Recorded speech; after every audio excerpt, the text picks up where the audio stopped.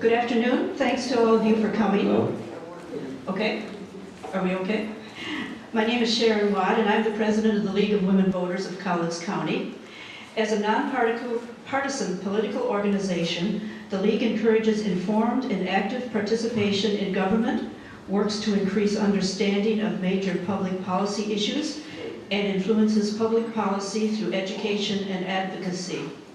The League is a nonpartisan organization that neither supports nor opposes any political party or candidate for public office. The League of Women Voters was founded in 1920, born out of the women's suffrage movement that secured the 19th Amendment ensuring the women's right to vote. Women and men who are citizens may join the League as voting members. The League is a highly respected citizens organization that prides itself on taking action on important issues that affect you, your family, and your community, issues on which you can make a difference. In the past 5 years, the Cowlitz County League has held candidate forums in Longview, Woodland, and Castle Rock at the levels of federal, state, county, and city offices. In addition, the Cowlitz League offers a directory giving contact information for federal, state, county, and city elected officials, including school districts, the ports, and the PUD. And all this literature is available in the table and back. If you're interested in learning more about the League, we have, of course, information available out in the back there. And information from the candidates is in the entryway. Due to the number of candidates, we have decided to depart from past practice, and we will not take questions from the audience, nor will there be formal rebuttals.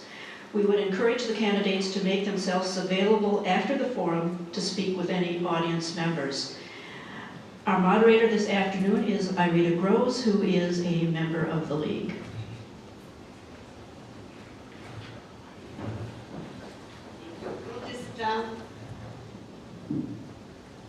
We'll just move right ahead. The candidates were asked to submit opening statements, which I will now read. On the audience's left are the candidates for position 1. C.J. Nickerson, that's number 1 I'm reading. I am C.J. Nickerson, and I seek your vote for position number 1 because I have the experience and problem-solving skills to make our school district better than it is today. My experience in education includes teaching in elementary, secondary, and university levels, 14 years at the State Office of Public Instruction, working in the Division of Curriculum and Instruction. My master and doctorate degrees in education were earned at the University of Oregon. I have served as a board member for state and county organizations. For 14 years, I served as president of the Comprehensive Health Education Foundation. Thus, I have experience as a board member and as an executive working with the board of directors. When elected to the board, I will work for students being the main focus of our decision making, early and meaningful involvement by teachers, parents, and other stakeholders in decision making, Monticello remaining a neighborhood middle school, finding the best option for complex problems, programs that will prepare all of our students for success after school. And next to Mr. Nickerson is Daryl Smith, and this is his statement. Daryl is a retired electrical engineer who has worked in designing electronic systems and software. He is also actively working with college professors to develop a web-based software tools to further their goals to provide free, high-quality texts and lexicons in biblical Greek and Hebrew. His wife is a Head Start teacher. He believes that our school systems need a return to basics and austerity. It's time we get people with real understanding of math, science, and technology and have applied that understanding in the real world involved in curriculum and textbook selections. We also need administrators who will fight back against federal intrusions, which are primarily based on social engineering. What got him started thinking about getting involved with the school board occurred a few when some of his younger relatives were having difficulties in school, particularly with math. While helping, he discovered that textbooks were for gibberish rock stars instead of math. And the math presented clearly showed the author of the textbook did not know math. He is opposed to the school merger plans for a host of reasons. Kids need smaller class sizes and minimized busing so they can learn and grow with minimized disturbance to their lives. And next, Mr. Smith is Jerry Springer. I'm sorry, I'm very sorry. That was a lot. I just don't make as much money as Mr. Oh, okay, I'm very sorry, really. Okay. Jerry Stainer, I guess you'll get double billed today. It's my honor to serve as the president of the Longview School Board. I have served on the board for 5 years, and I'm asking for your vote for Longview School Board position number 1.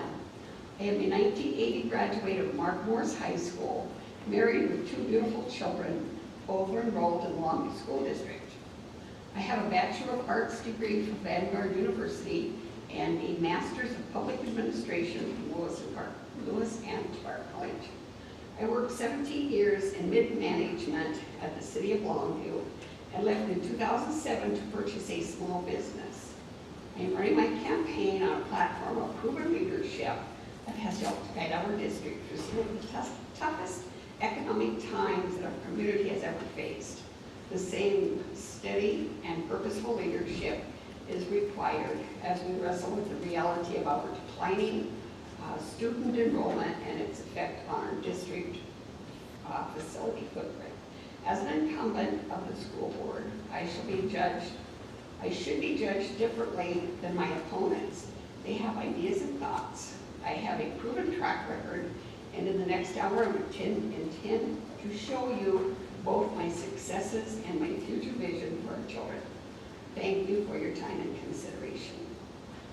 And the vote candidates for position number 2.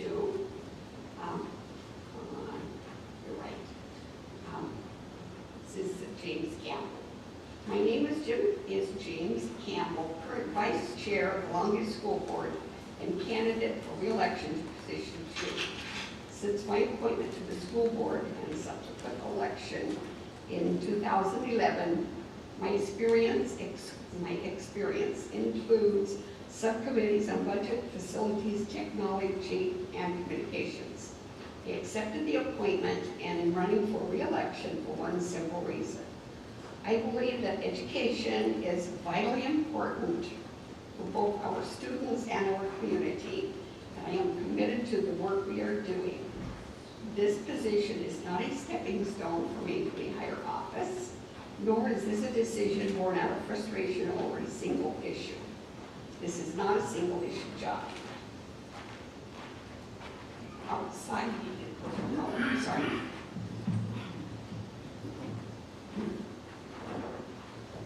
I've lost my place. Okay.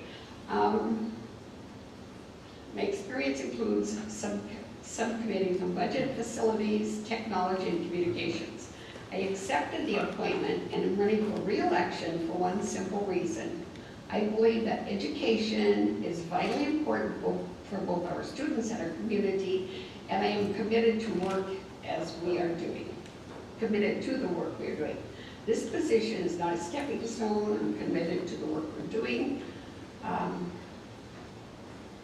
This position is not a stepping stone for me to any higher office, nor is this a decision born out of frustration over a single issue. This is not a single issue job. Outside the current facilities conversation, we still need to manage a school district which requires experience and proven leadership. My family and I have lived in Longview for 23 years, and this community's support for its children and their education was one of the reasons we decided to raise our family here. I've been honored to serve these last 2 years on the school board, and in that time, not only have I gained the experience required, but I've developed a proven record and reputation of approaching each issue in a thoughtful and analytical manner, always considering how my decisions affect the bottom line. our students.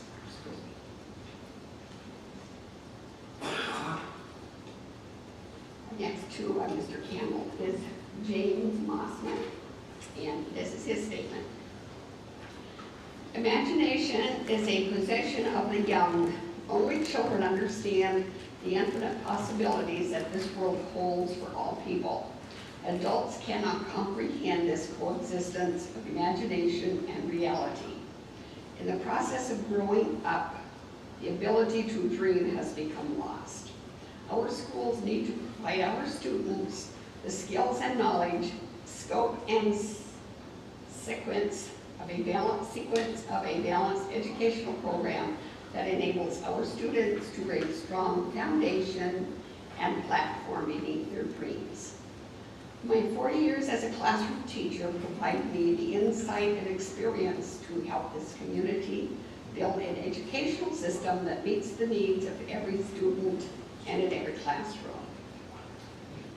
This can happen when teachers, students, parents, and the community work together. And next to Mr. Mossman is James Norton, and this is his statement. My name is James Morton. I am running to save Mark Morris to make sure that all options are being explored and give the public a choice. I work to inspire with a can-do attitude.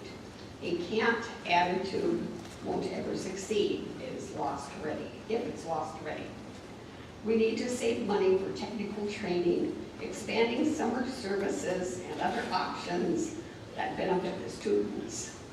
I graduated in the top 11% of my class from Mark Morris High School. I am an assistant manager at KB Toys. I received leadership training in the Army National Guard. I am currently a transportation specialist.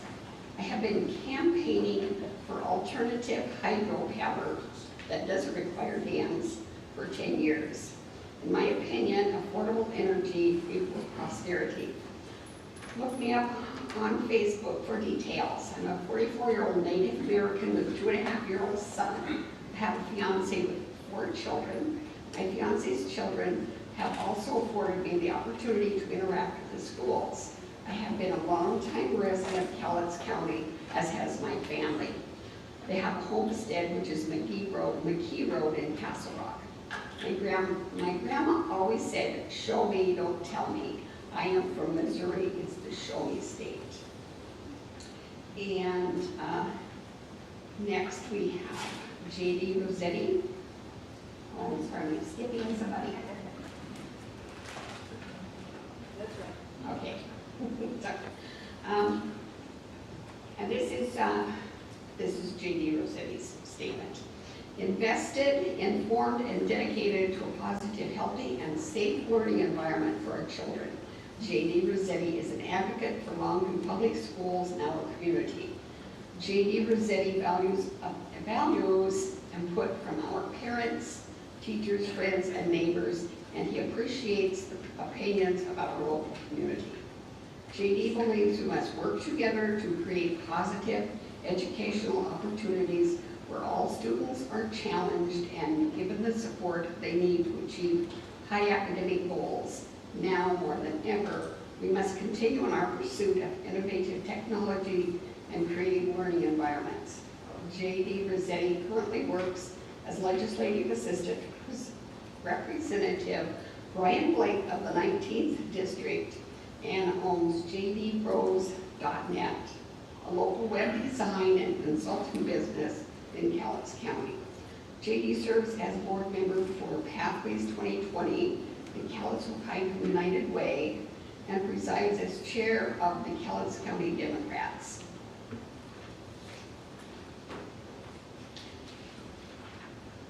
J.D. worked for the Washington State School Directors Association and received a Bachelor of Arts degree in Public Affairs from Washington State University.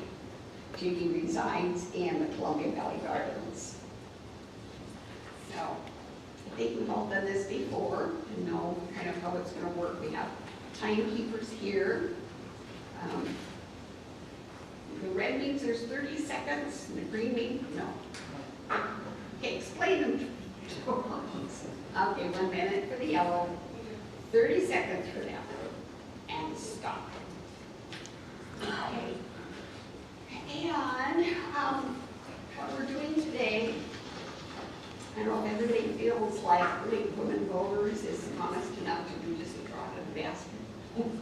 we thought we would do today is take like a lottery draw as to who's going to begin to answer the questions.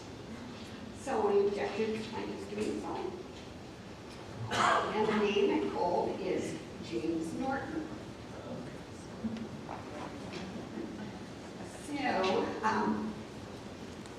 each candidate will have 2 minutes to answer the first question, and we will begin with Mr. Norton.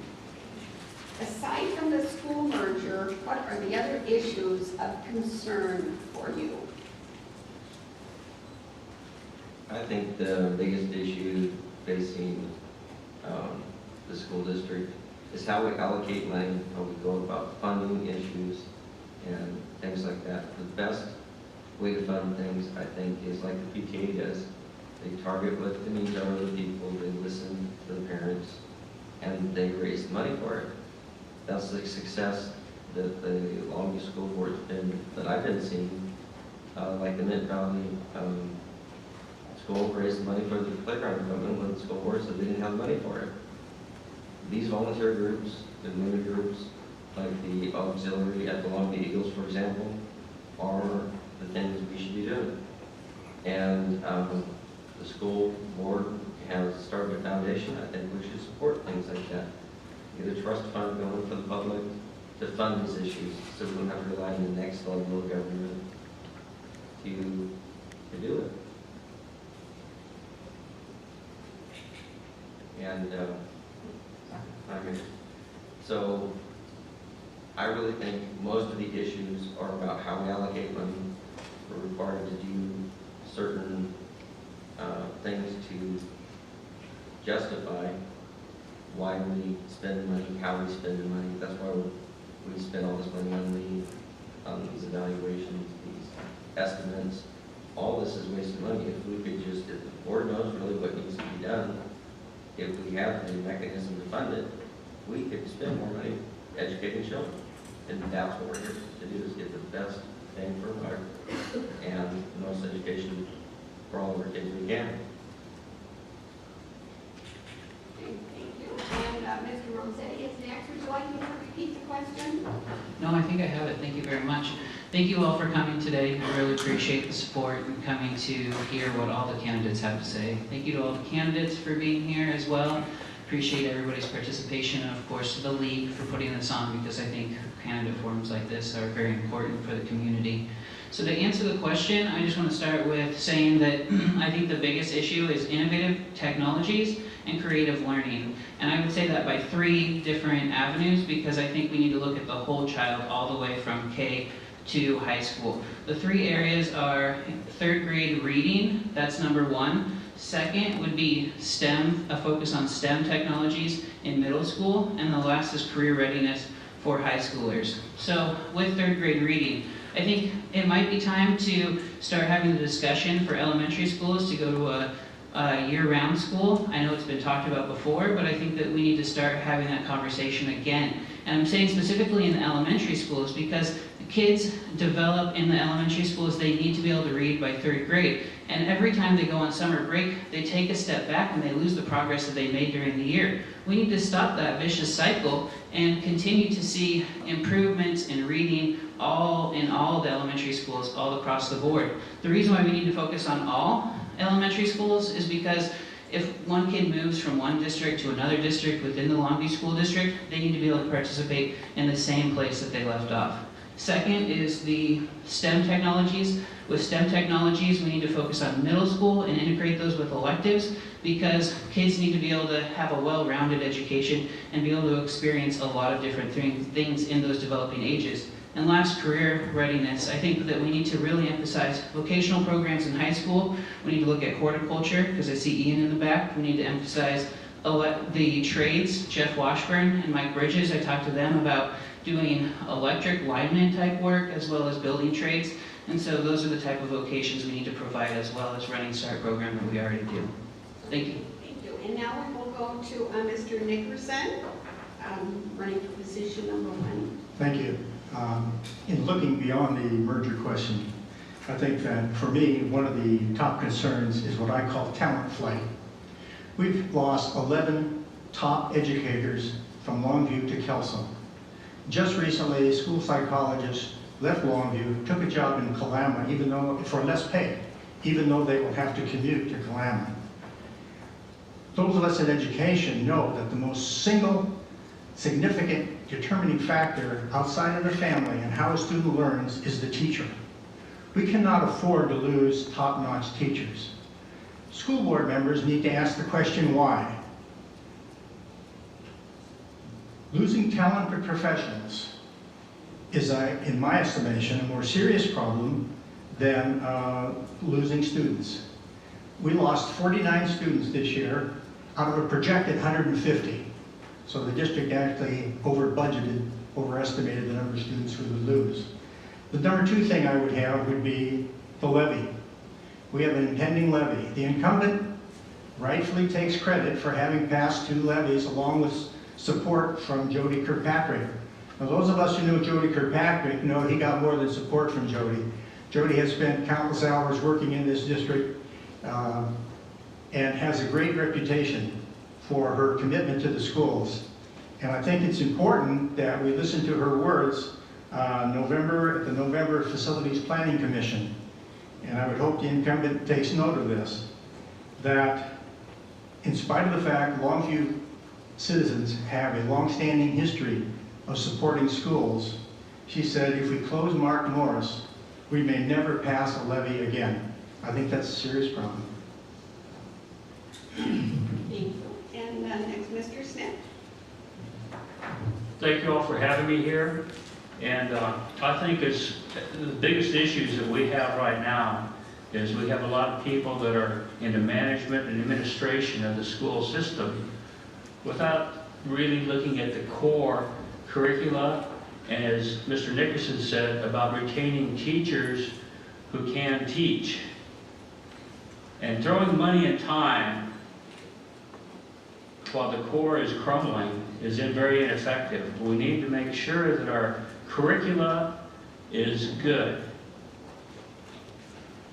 Return to the basics of reading, writing, arithmetic. How many times have you gone to a store where the cash register broke down and the little gal can't, or man can't do the math and return the correct change? I think that's basically the main thing that we need to do.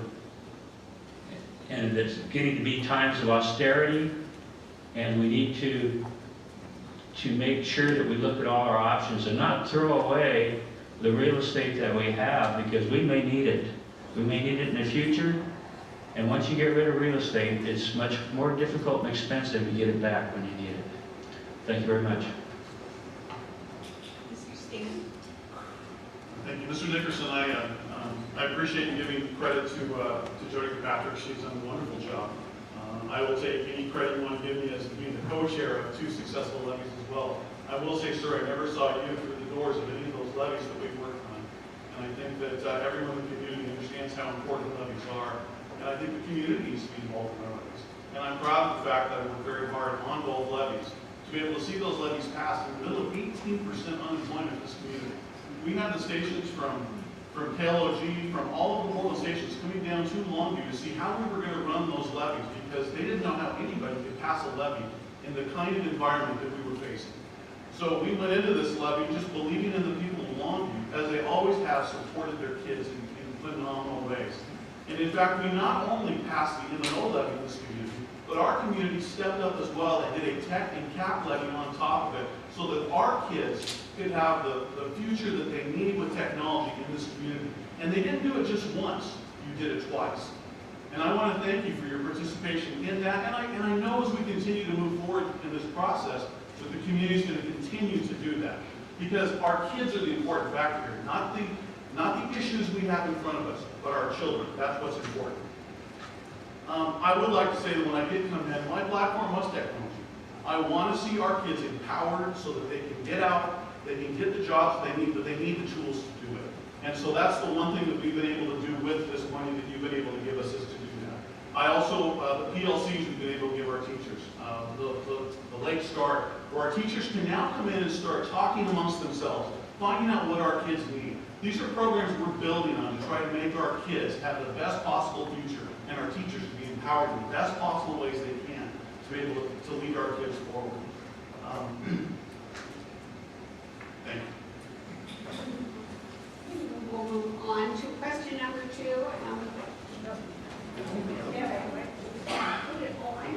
Oh, I'm so sorry.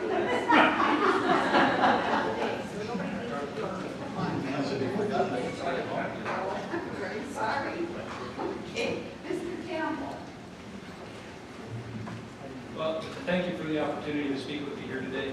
Outside of the facilities discussion that we have, we do have some issues in our school district. For me personally, one of them is closing the achievement gap between our higher ed learners and our struggling kids while maintaining that fiscal responsibility.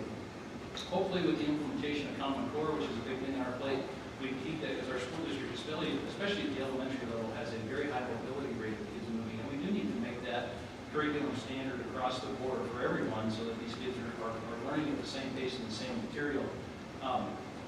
In the fiscal responsibility, the board has to continue their diligence on prioritizing what we can do. It is a finite amount of money, so we need to find a way to dovetail those two things together. One way we can do that is through partnerships in the community. We currently increase STEM opportunities for kids in vocational education through partnership with Weyerhaeuser, and that's going to be a huge thing, is finding a way to make those classes dovetail into the required English and math and science credits to get those kids interested, to give teachers the latitude to teach outside of the standardized testing. As far as teachers and qualified teachers, yeah, that's a big issue to keep them. We have 99% of our teachers are highly qualified, and we have some phenomenal teachers doing great things in the schools right now. We've made some good inroads on progress and closing that achievement gap, but we need to make more because we've gone away from the AYP standard on schools, and now we're on an achievement index, and we're basically under a 5-year mandate to close that achievement gap by 50%. Or our schools are in transition. So for me, that's one of the big ones outside the facilities thing, is closing that achievement gap among students across the board, elementary through secondary.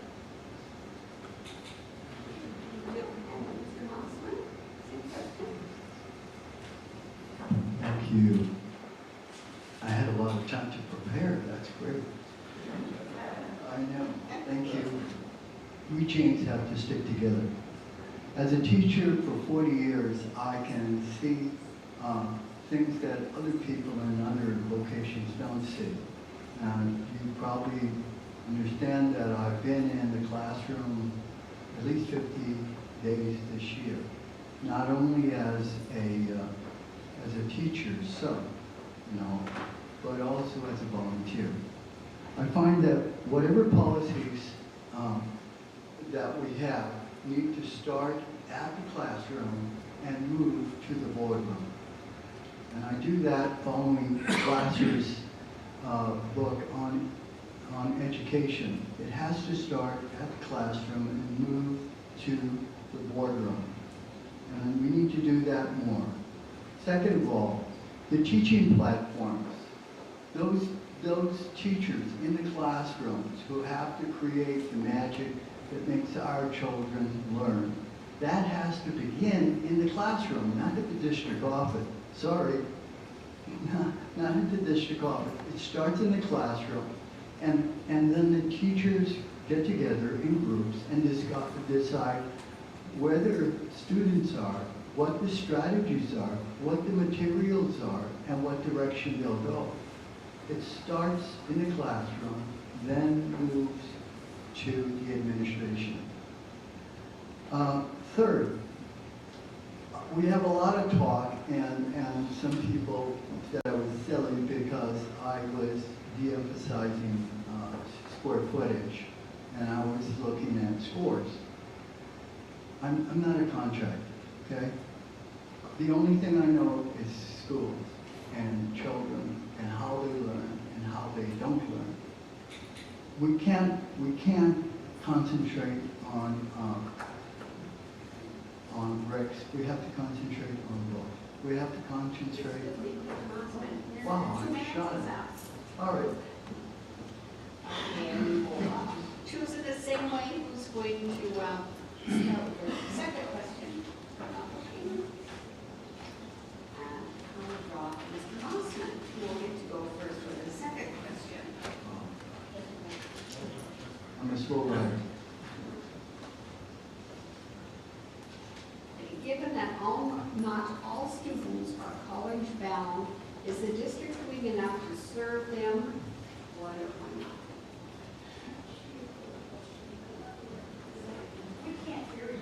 Oh, I'm very sorry. I'm forgetting. Let me repeat the question. Given that not all students are college bound, is the district doing enough to serve them? Why or why not? Whether our students go to college or to technical school, they need to have a broad base of knowledge and information, and our schools are responsible for teaching that. Now, I find that a balanced curriculum, and I say balanced, I mean balanced, we need to have reading, writing, and arithmetic, but we also need to have fine arts, performing arts, sports, because those are the buy-ins that the kids get so they don't get bored in the classroom. Fine arts, performing arts, and sports. We can't all be on the first team, on the football team, you know, but we can be runner-ups. And so I believe that our strategy should be that whether they go to one college or two technical schools, they need to have a broad base of information, and academics are supported by sports, performing arts, and anything else that can get them into a buy-in. That'll keep them in school. And I see people saying, well, we're just going to have to get rid of the band. Hey, the band's great. I mean, so let's keep the fine arts, performing arts, and everything supporting our academics. And if we do that, we'll find that we'll be able to send our students to college as well as technical school. And Mr. Martin? Would you like me to repeat the question? No, I don't think this school district's done enough to keep technical support in the schools. And the reason I say that is when I went to high school in 1988, graduated, we had all that stuff in the school district. And at some point along the lines, I remember somebody telling me that not enough of the students were going to school, and that we need to sell to college. We need to encourage more college enrollment. Too many people are going to technical degrees. You know, as somebody that's went into technical degree after just barely falling short of a pre-approved scholarship I had to become a doctor, some people need the technical school to work their way back through college. Some people don't go to college right away, so they need those things. But you can also emphasize through shop, through work programs that you can incorporate geometry, physics, and other things in those other classes. And a lot of people don't learn the same way. Some people are visual, some people are better readers, some people are hands-on. They have to see it. Once they see it, they get it. That's what these technical support things do. We used to partner with that. Somewhere along the lines, somebody with a degree said that these technical skills weren't important. And only about a third of the students go to school, to higher education. So I think we need to think of the bottom 60% that builds the buildings, that does all the support network, that builds your roads, that delivers your goods to your services. All these jobs are important.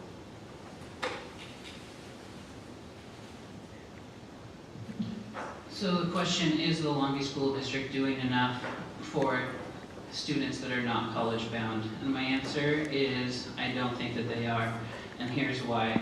In the first speech that I gave, I talked about needing to emphasize STEM technologies integrated into elective classes so that kids can not only get the rudimentary, but also have lots of experiences to figure out what they want to do at a younger age. That's like the first thing that we really need to get to. And the second thing I talked about was career readiness, and I talked about vocations. So I've been at the fair this weekend, talking to voters, talking to constituents. I talked to a mother and her two daughters the one daughter wanted to be a literary major, and she wanted to teach. So I said, what are you doing in high school now to get ready? And she said she's just taking classes. And I said, are you doing Running Start classes? No. Are you doing any AP classes? No. And I said, well, what should you be doing to get a 4-year degree for a bachelor's degree? And she said she didn't really know. There's a problem there.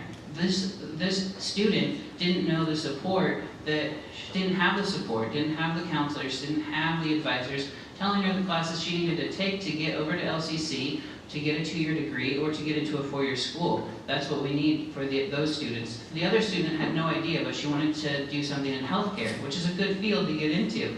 So I think with healthcare, there's a lot of vocational programs for our students. We can do vocations like I talked about before, where we can work with the building trades to get students to have 2-year certificates, 2-year degrees in vocational training, so that way when they're graduating, they have something to go that they can use an applied career, and they have the professional development tools to get a job right out of school. And I think that that's why vocational programs are so important, that we need more of. So with that, I will finish. Thank you. Mr. Nickerson? Well, I'm not sure what's going to happen this time. In my last statement, I gave the incumbent credit for helping pass levies, and he spent his 2 minutes debating that, and that was a compliment. And this one's not going to be quite so complimentary. By the way, we never did hear what his issues were outside of the merger. I know that he agrees that we need to improve our vocational education program, but the track record is this. Home economics have been cut back, the auto shop has been dropped, small engine repair program is dropped, and there's been a cutback on the arts.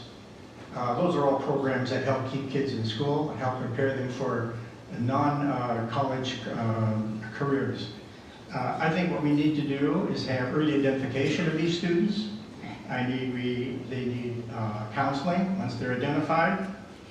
I've listened to trade representatives in this community. They want to help. They want to help these kids. They want to work with the schools. We have retirees in this community who have vast experience in these areas, and they want to help with the schools. And we have a model.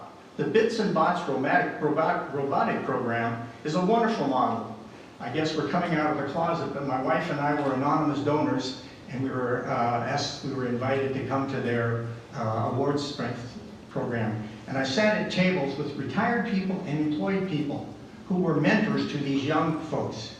And James Campbell was instrumental in this program as well. And one of the remarks he made to me sitting at a table was, you know, these kids are learning trigonometry and they don't even know it. I think we have the resources here to do better for our non-college bound students, and I believe we can. Mr. Smith? I think Mr. Nickerson has some good ideas here. I would like to further expound upon it with the fact that there's a big market out there for IT, but there's not really being much done in the local schools about that. And when I speak about IT, I mean being able to do web design, and I don't mean the Mickey Mouse kind of stuff like you hear about. I mean being able to actually code the CSS, which controls the screen, put the material up in HTML, JavaScript, the client programs on the local computers, and the software for the servers. Now there's a lot of jobs in there. You go down to Portland, you look. And we've got to not focus in a regional area the way it has been in the past here with the trade unions and the mill jobs. If you look around, there's not that many jobs. How many people do you know that have got the qualifications to be working and they're not working? There aren't the jobs here.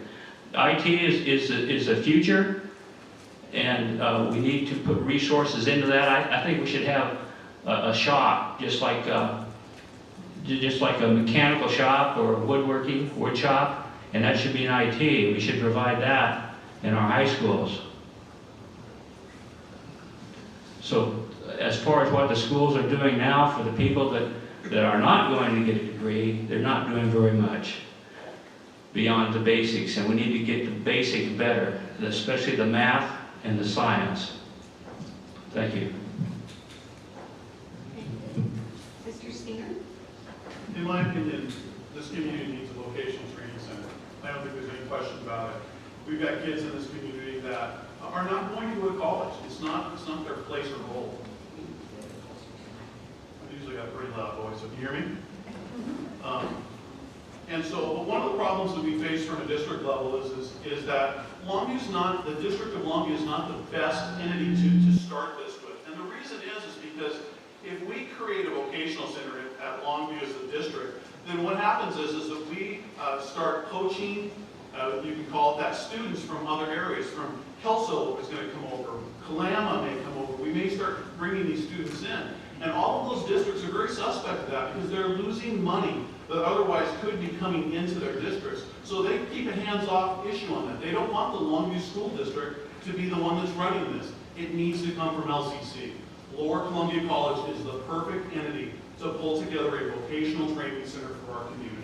It would allow all of the schools to be able to easily come in and to allow their students to be a part of that and not feel like one district is taking from another. We need to work hand in hand with LCC to make this happen.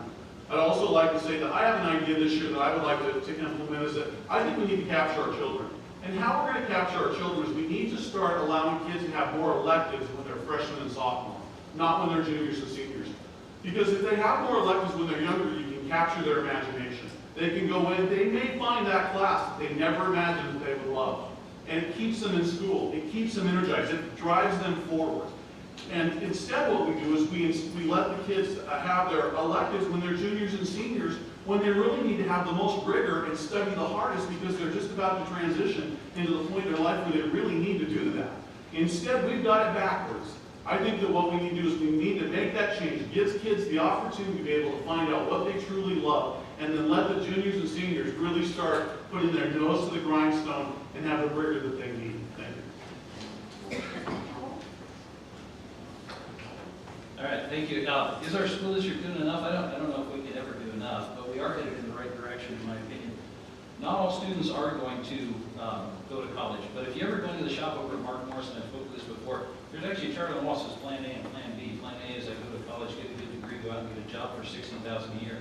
Plan B is that doesn't work out, I go to trade school or out of college and I use my skills and my hands to go get a job for $16,000 a year. It's to show the kids that there's not a difference in earning potential based on where you go and what's better suited to them. We have increased our focus on CTE and vocational. It doesn't look like when you and I were in school. It's not wood shop or metal shop. It's things like the Microsoft IT Academy that we do have. That's a great step. Students can use that. They can come out of high school certified in various areas of Microsoft IT and use that on their resume. The other one that Mr. Nickerson spoke about, and I am very involved in, is the robotics competition, U.S. First Robotics. Those kids don't even realize they're learning. The way that we run that is a project-based learning. Some of those kids will do it as a business plan. Some of them will do marketing. Some of them will do the physical hands-on of that. Programs like that where we can dovetail those skills together with the requirements for English and science and math is a great way for these kids to learn, and they don't even realize they're doing it in many cases. The college and trade school careers are important here, and we've made great inroads with our focus on CTE.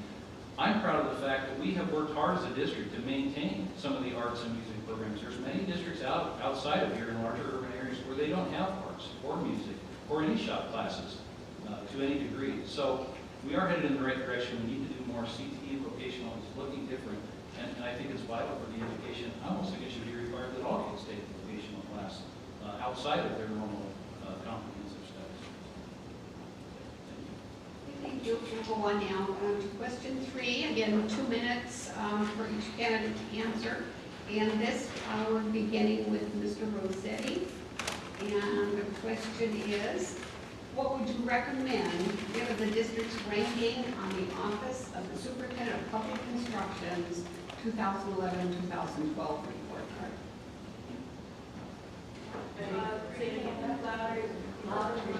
No, I'm sorry. The question again, what would you recommend given the district's ranking on the Office of the Superintendent of Public Instruction's 2011-2012 programs? Report card. Well, do they know? Okay, Mr. Rossetti. Okay, thank you very much.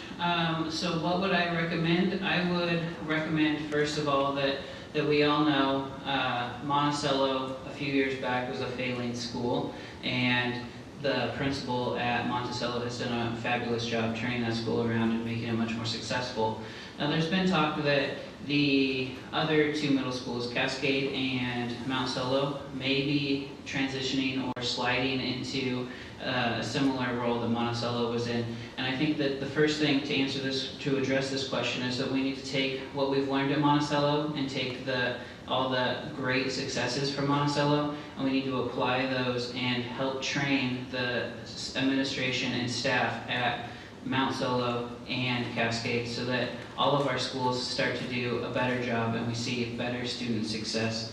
I think other recommendations as far as our report card goes is, again, to focus on the basics and reading. I think our biggest thing is getting all of our kids to be able to read by 3rd grade, and that they're not losing that progress each year when they come back to school. So those are basically my ideas, and that's going to be it. Thank you. Mr. Nickerson, same question? Well, the SPI report card is just an indicator that shows how the district is progressing and is broken into different subcategories.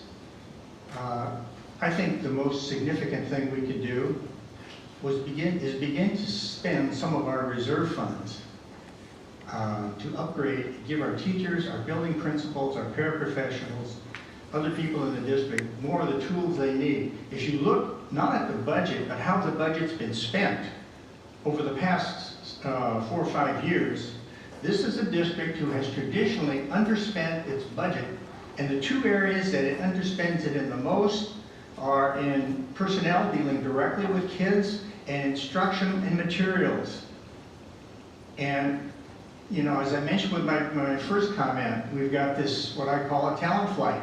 We've got to turn that around. Keep our good teachers, give them the tools that they need to do the job. Give them the paraprofessionals they need to help them do the job. I believe we have, in most cases, good parental support. But no report card is going to go up or down unless we have the resources. And the problem here I see is, for the past number of years, we've had the resources.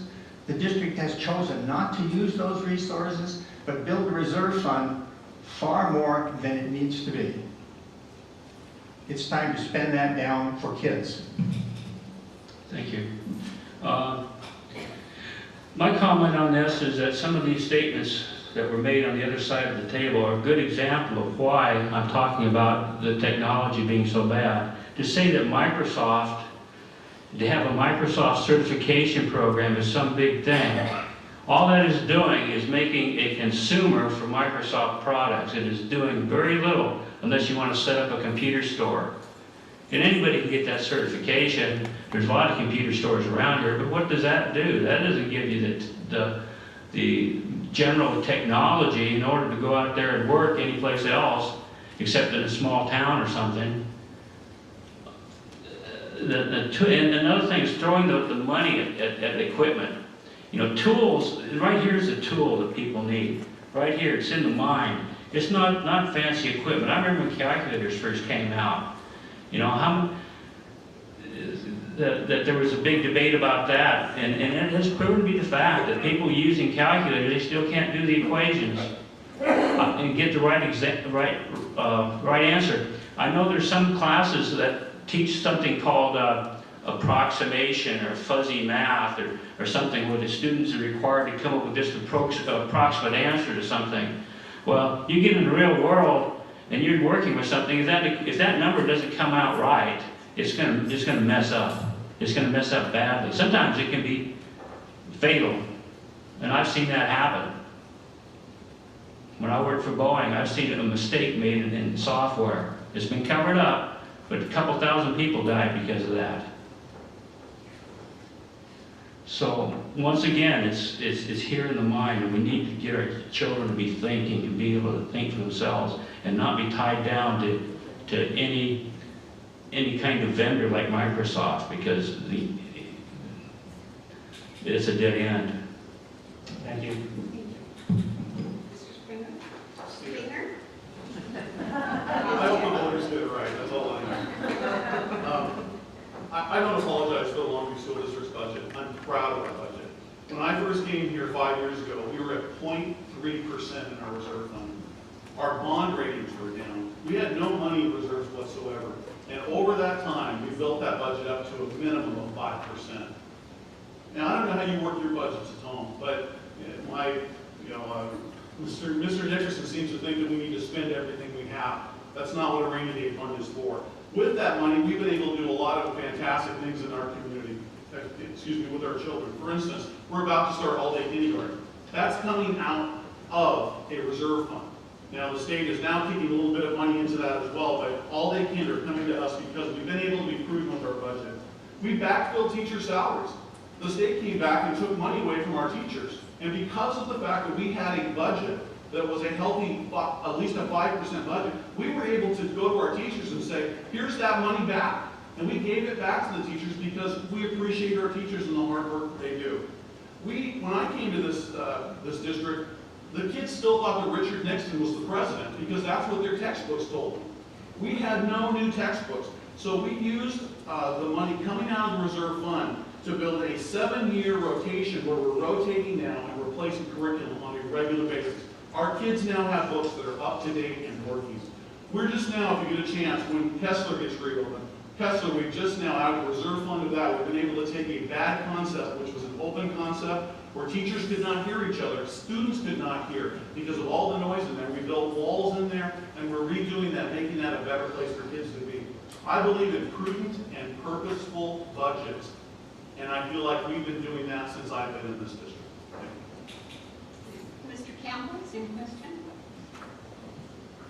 Well, based on the report card findings, I think we are headed in the right direction. Einstein's definition of insanity is keep doing the same thing over and over and expecting different results. But we can't do that, and we're not doing that. Nobody wants to be average. We want our students to have the best education and reach their potential. So some of the things we've been doing, the innovative programs that we're trying to start through CTE and vocational that I've already spoken of, I do believe in fiscal responsibility. And some of that would be, I would agree, that there are certain areas that we need more staffing. Using the reserve funds to maintain the status quo in our district is part of the conversation that we're having. It's not a prudent decision to keep doing that. If we can pool some of those resources, get some of our capacity and footprint issues in line, I think we stand a better chance of doing some of these. Outside of the all-day kinder that we're implementing, which is proven for young learning advancement and being ready for first grade, that's a big thing. That kind of thing. Implementing the Common Core standards, that's going to take money for teacher development and training, as well as the teacher and principal evaluation programs that are starting to phase themselves in. All those things are geared at, whether they be from a state and federal mandate or from the district, all those things are geared at improving student learning, which is really our end goal, is it needs to be about the student learning and the flexible program offerings that we can give to them. Mr. Monston? I love this one. I taught as a sophomore for long term at Kessler Elementary. And I did my student teaching 25 years ago in the classroom. I want you to know that whether it's in the barrio or the ghettos, you can use open classrooms very efficiently. When I found out that it was going to cost $1.whatever million, I said, why are we putting the walls in? Again, we're going to material things. Students are going to be students, and you can't expect them to go around with their hands folded, walking like robots. They're going to be children, okay? What we need is, we need a strategy of how to use that open classroom to educate students. That's what our goal was when I was teaching. So I found that to spend $1 million and so was sort of frivolous. Why didn't we, if we had problems, break that down and maybe hire more teachers? We could do that rather than walls. And think about this in a couple of years, maybe 5 years, they'll go back and say, wait a minute, we need to have open classrooms. So then we're going to spend another $1 million taking down those walls. In which case, I'll buy them and put them in a storeroom because maybe we'll see some some people changing their attitude. I think that the problem we had is we have successes in this school district. Number one, you had Mark Morris passing the AYP. You had CVG passing the AYP. Why don't we just take a look at those schools and see how well they're doing? But then we go out and hire teachers, hire principals from outside of the school district. Doesn't make sense. Thank you, Mr. Mossman. Mr. Norton, same question? The OPS report is an indicator. The OPS report is an indicator. I took a class up in Longview to be a candidate, and they talked about how to be a director. As a director, it's your job to gather information. You don't have to be an expert on every subject. You have all these subcommittees that give you advice. But is the information they're getting accurate? I don't think it is. Like Mr. Mossman said, you copy the success. If you want to improve the achievement gap, you look at the success you're getting, but you have to concentrate on the individual person, and you have to inspire people through whatever classes or whatever talents they have. A good counselor is crucial to inspire somebody and give them direction on what jobs are available and incorporating technical schools back into our system. We had it, we lost it. Once we got rid of it, we had mass exodus from our thing. I disagree with Mr. Springer about making LCC the thing. We need to start technical schools early, not later. We need to build on those principles, and we need to improve those numbers. We need to integrate integrative ideas into those technical schools. It's going to improve all your scores. It's going to keep people motivated, and most of all, it's going to keep people inspired. And I think that's probably what I said. Moving on to the fourth question, and each candidate will be given 3 minutes to answer this question. And the first one to answer will be Mr. Campbell. And the question is, with 3 minutes to answer, discuss your current thoughts on the final report of the Facilities Planning Committee to the Longview School District Board of Directors. Just had to pick me first, didn't you? So here's what we've been studying in the last year and so many months in 3 minutes. On the facilities report by the committee, it's important to reiterate, because we've been accused of going too fast, we've been accused of going too slow, and it's important to reiterate that no decision has been made. And as far as the community input, is the process perfect? No. Is it going to work? I believe so. I've compared it to people saying, sometimes we did step 4 and now we're doing step 2 and then we'll do step 5. Eventually we will have the steps, because community and teacher input into that process has always been part of the process. It's also important to clear up that even though I still see it, under that plan or any plan that's currently in front of the board, it's absolutely unacceptable to increase class size or to employ staffing cuts. That has never been an issue with that. The size of the school may change, but the size of the classes will not. If anything, they would hopefully go down. But I'm not going to promise you anything right now. My thoughts on the thing is that those people spent a lot of time investigating that, a lot of prudent time looking over data, not just the data from DLR. We've got 4 different sets of demographic data, actually 3, and we're getting the 4th. So it's been studied. Is that the only option? No, it's not. Is that the option I'm going to choose? I don't know that yet. We still have data being decided upon. We have surveys, we have demographic studies and everything. I do believe, though, that something needs to be done. And whether you use the numbers, the capacity numbers that have been previously published, the 90 square feet, 117 square feet, 125, or whether you use the new ones that came out at the July 22nd paper that is proposed by the state, we're still 80,000 square feet long at the middle school level. Something needs to change. We can't keep doing that. We've been accused of the dollar amount of that to maintain the status quo, whether you use $300,000 or $400,000 or $600,000 in spent costs. It is a small percentage of our total budget. but it's still $400,000 or $500,000. We keep talking about vocational and implementing these programs. It's basically about $65,000 to buy the equipment to implement one of those Project Lead the Way vocational technical type programs. I can buy the equipment and the staff for 2 or 3 of those programs using that money, so it's important. But no decision's been made. We're still looking at it. I'm not going to make a decision until I have all the information, but I appreciate the good work that Facilities Committee did. We have all the data in front of us to explore these options because we know about capacity. We know the discrepancy in those capacities, you know, which way you argue it back or forth. But we have a good basis out of that study done by what I think were some prudent and diligent people to give up their time to do that. And now we need to look at the other options, have that conversation, and make a decision. I do think the district needs to do something. Thank you. Mr. Mossman, do you need me to read the question again? No, I got it. Thank you. I was on the committee, and I voted to close the schools and sell the property. And I admitted to this fact in the newspaper, but I also admitted that I made a mistake because I was looking at square footage and bricks and not at scores.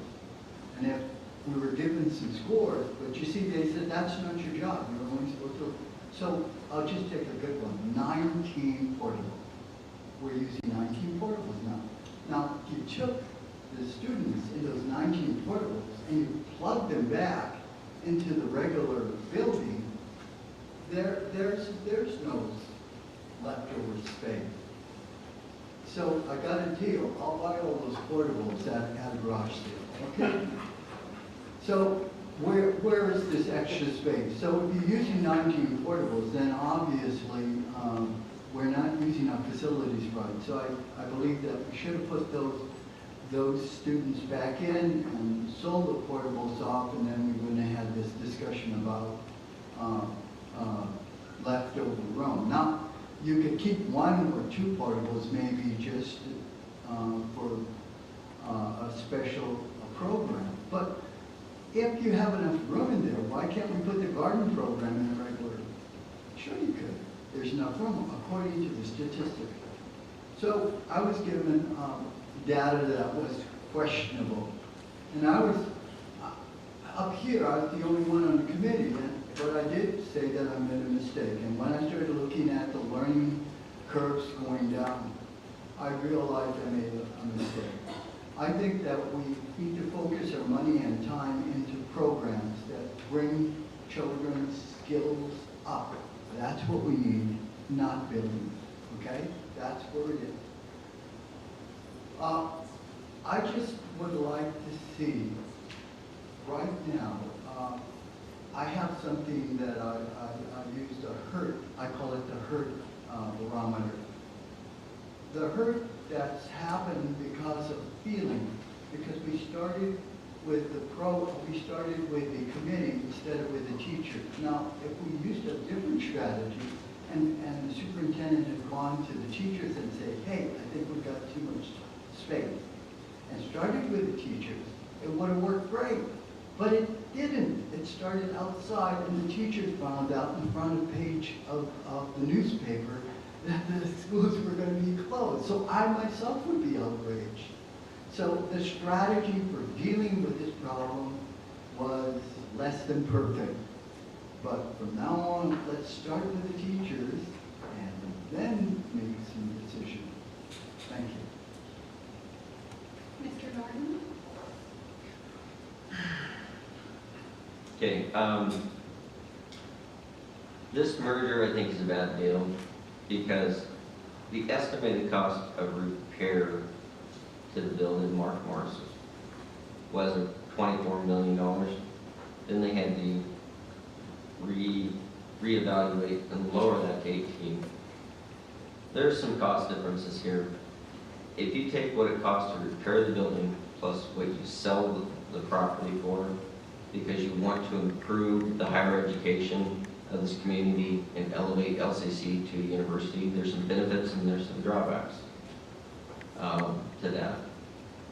It's going to create a lot of jobs. It's going to bring jobs that the economic committee lost when they wouldn't give rentals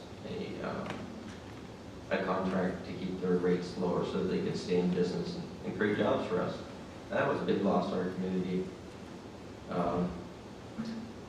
So I have an idea that I think they should consider. Modular units, moving Mark Morris. You get the benefits of selling Mark Morris, improving our community, which we all agree probably needs to be done.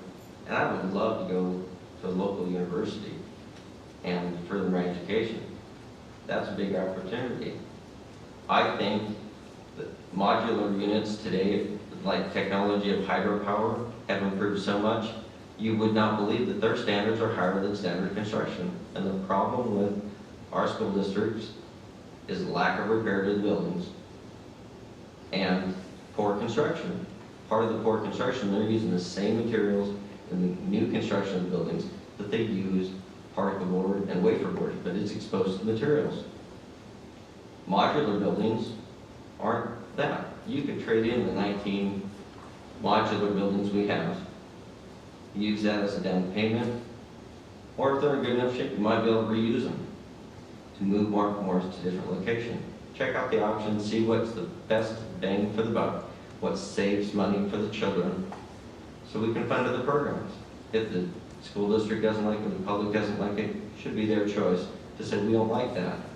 We want option A or B. The school district should tell them what the price tag is on either option, and it should always be their choice. So what a politician will take out of your front pocket and admit up front, the state will raise your taxes, kid, when they're done. And I'm just trying to be honest with you about how I feel about it.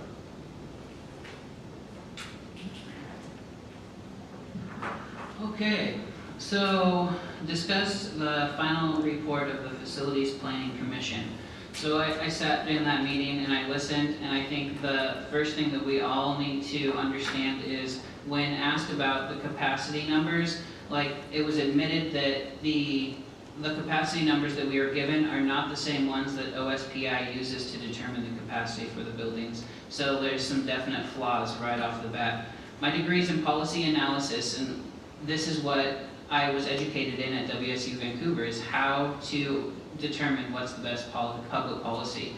So in determining the best public policy, you always start with what is the status quo, and you do an outline, and then you give 3 alternatives. There's only been 1 option presented.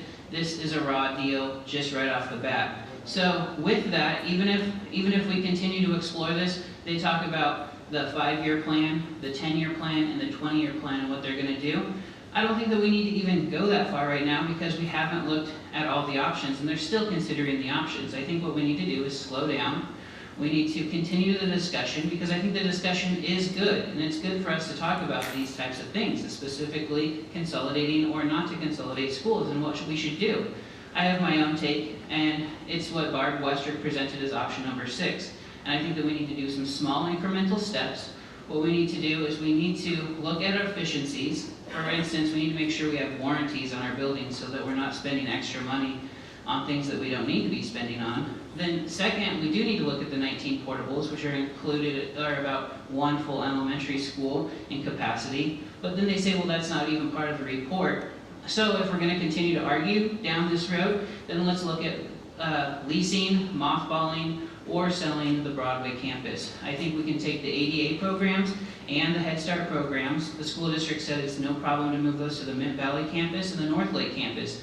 If we do sell that property, or if we need to use it for something else, we can. We take that money and we invest it into a school that needs repairs. And that right there is the key, because then we're showing trust to the voters that we're being financially wise with our money, and then we can ask for more money at that point in time to fix some of the buildings that need to be fixed. I think we need Monticello as a walking school. We need Mark Morris, because Mark Morris is going to be key to using partnerships with LCC. So when we're looking at all these things, the first thing and the last thing that we want to remember is they only presented 1 option. Even if you look in the book, they have spots for 4 options, and they were all blank except for the 1. 1 option is not enough. We need to look at all the options, and that's where we're at in the process, and that's where we should continue. Thank you. Mr. Nickerson? Before responding to that question, I want to clarify something. I think the incumbent misunderstood me. I'm not suggesting that reserve funds should be spent. What I am suggesting is those reserve funds were built up, and I believe in April they were like $12 million. They're down now. But they were built up because according to an independent study conducted by the WA on how the Longview School District spends its budget, we have traditionally, over the past 3 and 4 years, underspent what we budgeted for. Not reserve, but what we budgeted for in the original budget. We have underspent on teachers, staff, and instructional programs for students. That's what I'm talking about. As far as this current recommendation before the FPC, I want to make certain that people that served on the FPC, they know that I believe they serve the school district well. My comments in no way reflect anyway on those individuals. They were volunteers, they did what they were told to do. This study was flawed from the very beginning. This is what got me into this school board race. I went back into the school board minutes and looked. First of all, I got the contract from the consultant. That contract specifies he's supposed to provide, his process will provide recommendations, plural. I went to the April 9th, 2012 board minutes. And it was at that point where I saw that the incumbent insisted on including consolidation into the contract. It was not in the contract before then. That was his. In spite of the warning by a man named Kent Cash, who I do not know, who said, if you put consolidation in there, you are predetermining the outcome. They went ahead and did it anyway. Twice during that meeting, the incumbent asked the consultant, now you're going to bring us options, plural. Twice the response was, yes, you'll get options.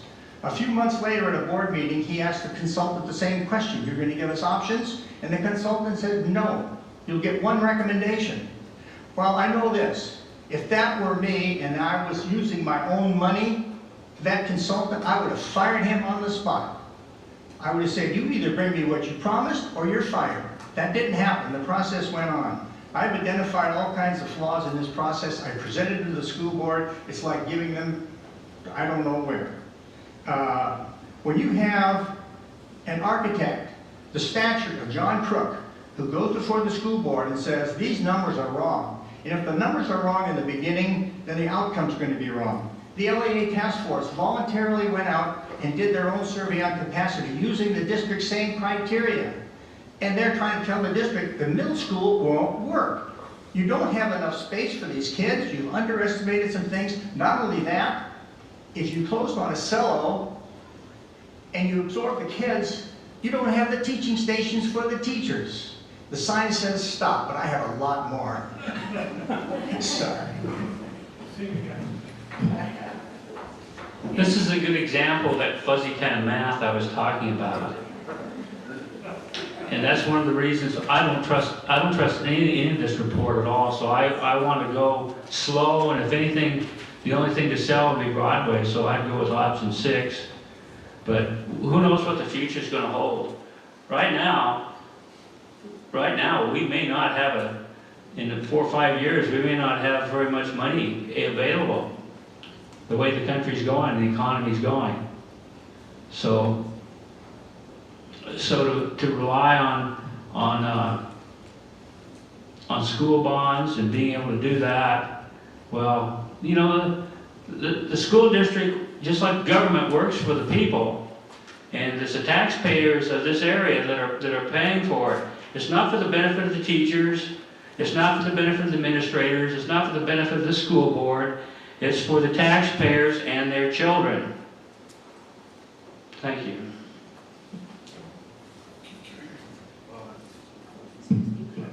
Getting passionate. I'm a 1980 graduate of Mark Morris. My daughter currently goes to Mark Morris. My son spent time at Broadway. My son and daughter both attended North Lake. And my son now is just going on to Monticello. All of these schools are all talked about in the consolidation closure issues. I have skin in the game. Every day in my household we talk about these issues. It's not about my personal wishes. It's about what this community wants and needs. Now, we're not the same in Longview. Go back 10 years. Go back when Reynolds was here. Go back when the boom years when we were all doing so well in this community. We've changed. And I wish I'd say that we hadn't changed. But our community has over the last, since 1999, we've lost 1,100 students in our schools. That's a fact. You can't get away from the fact that our enrollment is dropping and continues to drop. And the studies that we see say that for the next 5 years, we're not going to see any growth even then. And then even in our boom years, we only grew 2% at a time. So we're not going to grow out of this problem. The DLR study simply said this, and I don't think there's a lot of debate for this myself. We've lost 1,100 students, but we've kept the same exact facility footprint that we had when we were at our height. No prudent business, and I'm sorry, but running a school board is often like running a business. It's the business of kids, but you still have to have prudent and wise budgetary decisions. If you don't, you're not going to have the money you need to educate our children. So all of a sudden we have 200 to 300,000 square foot of too much facility than what we actually need for our kids. That's costing this district $500,000 a year. Now you can say $500,000 is not a lot of money. I've heard some people say this up here today. It's a lot of money to me. And I have a feeling that if we had $500,000 that we could continue to spend toward curriculum and toward other things for our kids, that all of us in this community would say how important that is. We have to make some substantial changes. Now what those changes are going to be, their options are out there and we're working toward those. It's just like James had said earlier, James Campbell, that some have said we've gone too slow, some say we're going too fast. All I know is we're going to proceed as diligently as we can. We're going to continue to take input from this community, and in the end, a decision is going to be made. It's going to be a community decision that's going to be made for this. Now, I will say too, with Mr. Nickerson has closed himself off. There are options he will not do because he is part of a special interest group that basically say we're funding you to stay out of a couple things. One of them is the closure of Mark Morris. I'm open to any of those things. Let's let the community make that decision. Let's not close ourselves off to certain ideas. Let's make a decision that's going to be wise and prudent for what our future holds and what's best for our children. Thank you. We'll again have 3 minutes, each candidate 3 minutes to answer our 5th and final question for today. And we will begin with Mr. Nickerson. And the question is, how do you envision moving forward? In what way? The school district, moving the school district forward? Okay, that's really broad, but okay, I'll try. But first I want to say, the incumbent talked about my being part of some special group. I'm not. My campaign is my own campaign. I have not, my wife and I, any of our children went to any of the schools here. We have 3 grandchildren went to Mark Morris. We have 2 going to R.A. Long. I have no vested interest in that kind of thing, and I've never taken a position on the Mark Morris. My position is on Monticello, and I have good reason for that. And I don't want to use any more of my time on that, but as far as us going forward, I think one of the things that needs to happen is we need an aggressive recruitment campaign. And I believe that this is a district, I've checked out some of the history. We have turned out some fantastic graduates. We have turned out people who have international and national acclaim. We have turned out hundreds of people who become teachers, lawyers, doctors, dentists, nurses, civic leaders. I believe, and if you look at the honor rolls at the universities, we just saw the one from WSU that came out the other day. That's a long list of kids from Longview that can do that. We have other people who have gone into the trades and been successful in the trades and been independent entrepreneurs. But I think in order to attract families here and recruit families, the first thing we have to do is get rid of the portables. The second thing we have to do is upgrade technology. Now, people are talking about technology, but I'm saying we need to offer this technological opportunities to our kids in school. Now, I'm not a great online learner guy. But I have 2 granddaughters who are getting their master's degree online. And so I think we have to look at providing opportunities for our students while they're in high school to at least have an online course so they get used to this concept. You can talk about wiring and all this other stuff, but it has to be the actual use of that technology that makes a difference. So I think that would be a great improvement. I think that we need to continue to support our schools through the levy passages.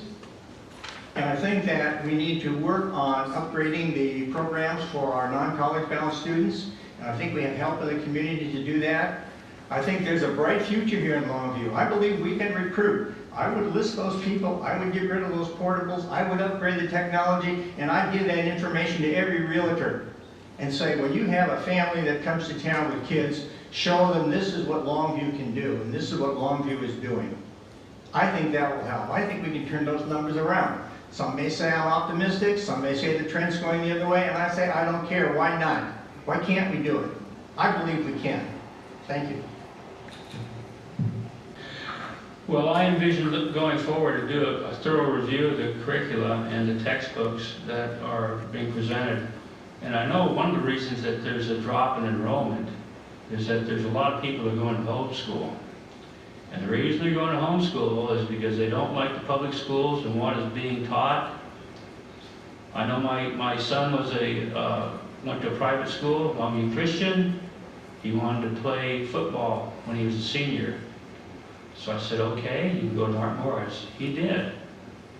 And he was failing 4 classes. And there were 4 classes, 2 of them required something like contemporary world problems. And it was all about homosexual agendas. Even in his journalism class, he had to be picking up articles and papers about homosexuals. Well, regardless of where you stand on that, that isn't something that should be taught in high school. That's just social engineering. One of the books he had was a pornography book. I mean, my goodness, I thought when I was in high school, William Shakespeare could be kind of pornographic, but this is even worse. But that's the kind of stuff with kids, they get bored by that. They drop out. They know it's BS. I would put it frankly, they know it's BS. And when they talk to their parents, the parents pull them out of school. So all the other things about is getting the recruitment of qualified people. I think we should have people that not necessarily having a degree in education, but they have a hands-on, they can do things, like the shop classes. There's all kinds of different things, but it needs to be re-examined. Thank you.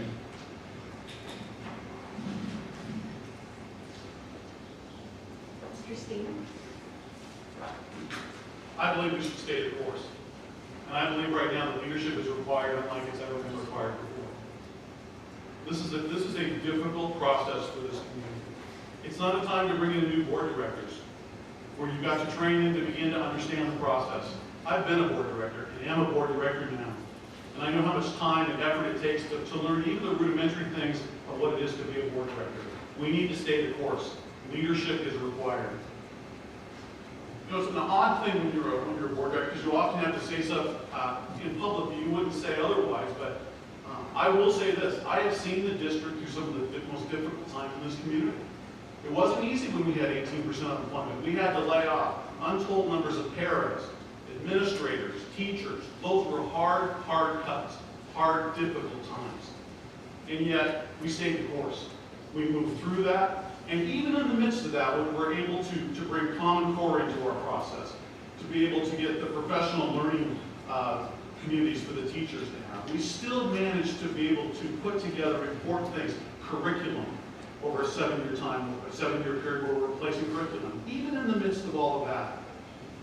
I think right now that is a time when we as a board need to continue to do the same due diligence we've done from the beginning.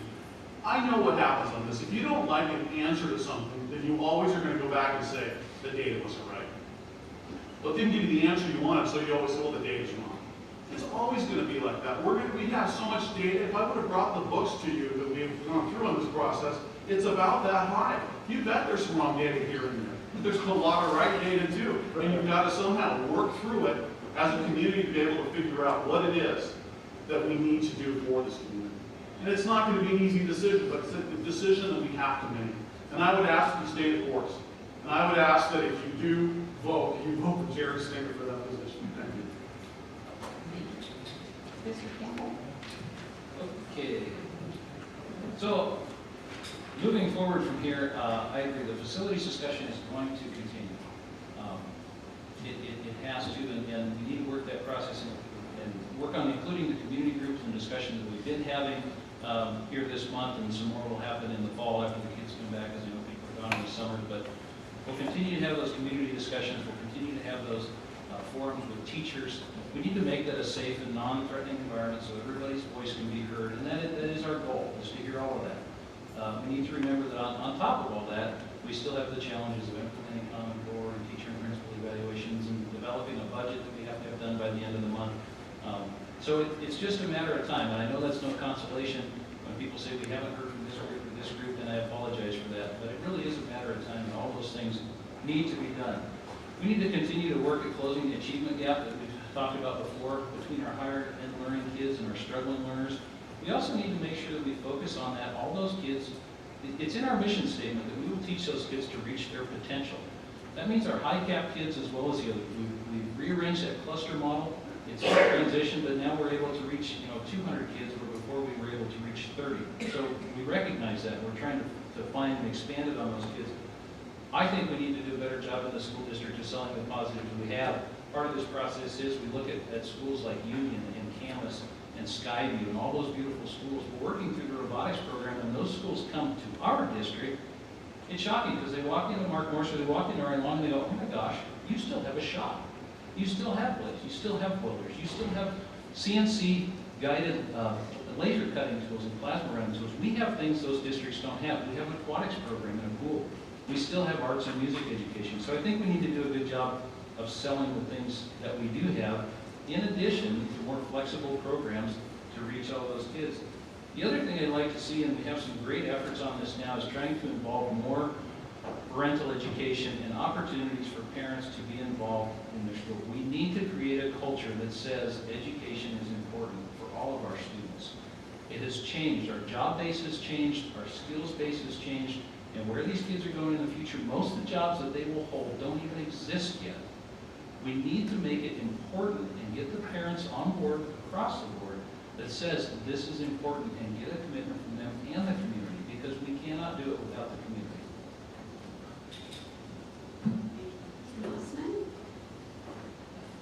Well, can we start with Broadway? I love that place because that would make a nice senior center that we didn't have to look for a parking space.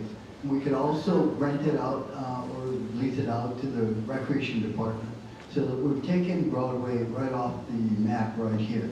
And I vote as a senior citizen to use Broadway as our new senior citizen. That way I don't have to be hustled for $1 when I walk out, or given a ticket on my car because I parked in front of the casino. I do believe that we need to invest in staff, because our staff are the Marines that are going to move these people up.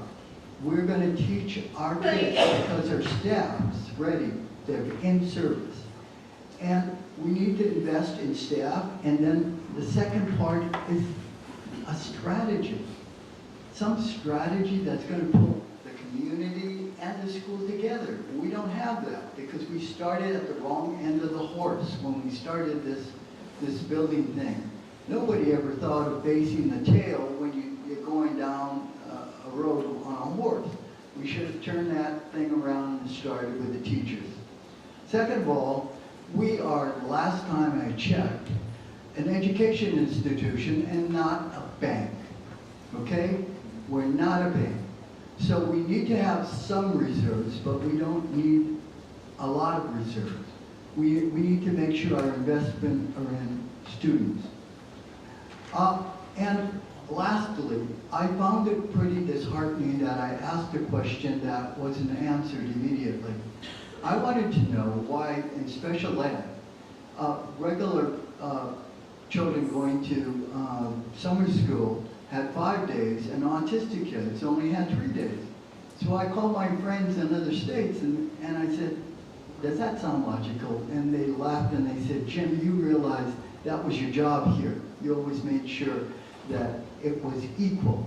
So if a parent has an autistic child, the summer program should have included 5-day program. That's just logical. It's just logical. And so if we save some money on there for our reserves, I don't think that was money well saved. I believe in things that people haven't seen yet, and those things are that we have a moral imperative to give the best possible education program to our students, be they in special ed or regular ed. And if they are in special ed, we need to make sure there's a pathway to regular ed. Thank you. Mr. Norton? Okay, I call myself a can-do candidate because I have a positive attitude. I believe we need to inspire with that can-do attitude our students. And I agree with Mr. Framer that we need to treat it like a business. I was a manager of KB Toys, or assistant manager in training. I did most of the work, budgets, keep track of bookkeeping, train all the employees, run the store. That's what the assistant does. Manager steps in when he needs to. Customer service is a must. If you want people not to exit your school district, which has happened, you need to provide options on online learning. Pace-sped education that I was exposed to in California had before and after school programs option. You could pay a nominal fee to take an extra class, expand your learning. You could do the same for summer school. I was expanding my options as an athlete because I both had options as athlete and a thing. I had 666 batting average in baseball, playing baseball at a scout from the farm league, scouting league. So I tried to keep up with what baseball was in California.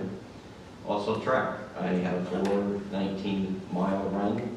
My coach said if I could get down to 4-minute mile, you know how close you're to becoming a world-class runner. I never got it below 4:19 because I moved up here. But I learned a lot from being in that district. They had a drama class. They inspired people.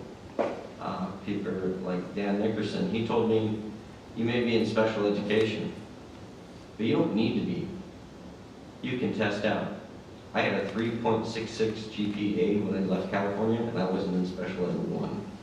They had programs like the college does where you could challenge a class. If you knew the material, you could test out with it. They mistakenly put me in a history class and said, you can't do this. You're a special ed student. I said, give me a test. I want to challenge it. I aced the history test because the special education teacher I had in junior high let me read the history book because it was something that interests me. You need teachers to inspire. You need a can-do attitude. I hear Mr. Springer say, we can't do this, we can't do this. We need to treat it like a business. Give the people options. Pace-sped education, look at my Facebook. I posted a couple of examples of how to expand things. Combine English and history. Teach it like it used to. We're going to save money. We'll have money for other things. Those are the things we need to be doing. Can do, not can. Thank you. Mr. Massetti? I don't know if I have butterflies because I'm a little nervous at this point or because this is the most exciting question of the night. But I could probably talk on and on and on about this because this is how to move forward. This is everything that my kids stand for. This is the reason I'm here for all the students in the district. And so the first thing I'd have to say is I want to focus on student success. And I've identified that through innovative technologies and creative learning. Some of the things we haven't got to talk to today are school-based health centers, which I think are very important. A greenhouse for the Lower Columbia School Gardens at the North Lake facility. I think that would be amazing as well. I've talked to people at their doors about church groups using our spaces and using professional development in the evening hours from our facilities as well. We need to be able to look at everything out there, innovative, creative, everything, and be able to do the most that we can with the resources we have. The McCleary decision through the state of Washington says that the state must fully fund basic education to $4 billion. And they put a down payment on that with $1 billion this last biennium. $1 billion. Our district will receive $182 per student, which is $1 million plus. We need to use that wisely. We need to invest in our future, and we need to, the way we invest that money is we have a plan. We use a pragmatic approach to create goals and do the things that need to be done, and then from there show what kind of success we're creating. With that, we also need to take small steps in facilities. We need to be able to make a commitment now, but be able to look at enrollment and look at the economy in 5 years. So we also need to make sure that there's rigorous programs, but fun programs as well, so students stay engaged. I think we've talked a lot today, and I've heard a lot of buzzwords. My opponent talked about the achievement gap, but he never really said how he's fixing that. He just mentioned the word. The other thing that we talked about is a recommendation on the report card. I talked about those recommendations, and I think that the opponents here didn't address the question well. And lastly, I think the biggest thing here is that one person said that we have skin in the game. This is not a game for me. This is the future of my kids. This is the future of our community. And I think because of that, we need to really take a serious look at what we're doing and focus on student success.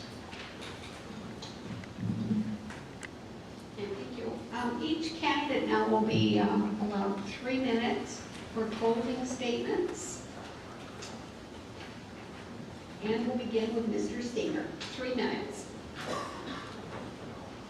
We've had a couple of these forums, unfortunately I wasn't able to make the first one, so it's been an honor to sit here and talk about the school issues. I will say this, it's been interesting since I've been on the board for these 5 years, is that most of the directors have run unopposed.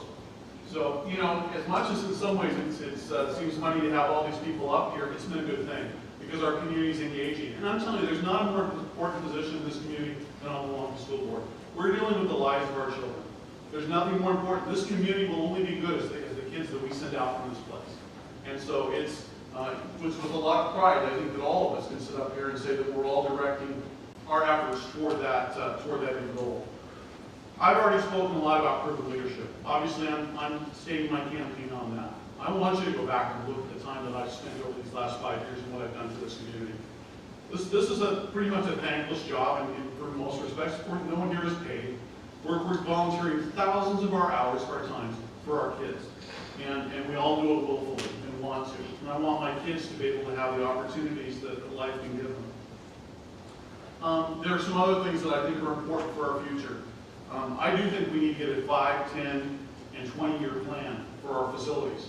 We have the facility issue that we're dealing with right now. We can't stop even right here. We as a community have to start planning. We have to look further ahead. We have to start looking at buildings that are aging buildings.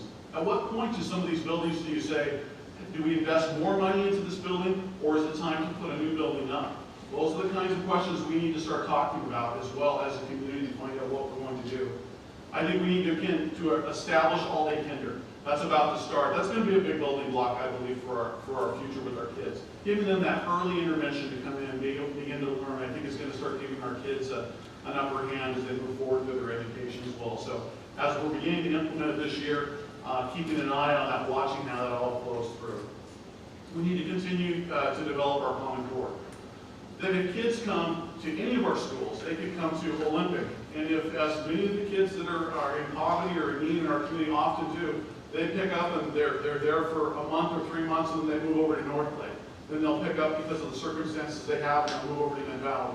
We need to have a Common Core process where those kids can seamlessly move throughout those schools and be able to step back in and continue their education in a way that's going to be valuable to them and to keep them on track. So I thank you for your time. I thank you for this forum. And I would ask that we vote for Jerry Stinger for position 1. Thank you. Mr. Campbell, 3 minutes. Well, thank you again. I'm running for this position for one reason and one reason only, and that is because I'm committed to education. I think it's vitally important to our community and to our students. That's it. There's no other reason. It's not for the cash. It's not for the glory. It's not for all the lovely comments that you get from people, but it's one reason and one reason only.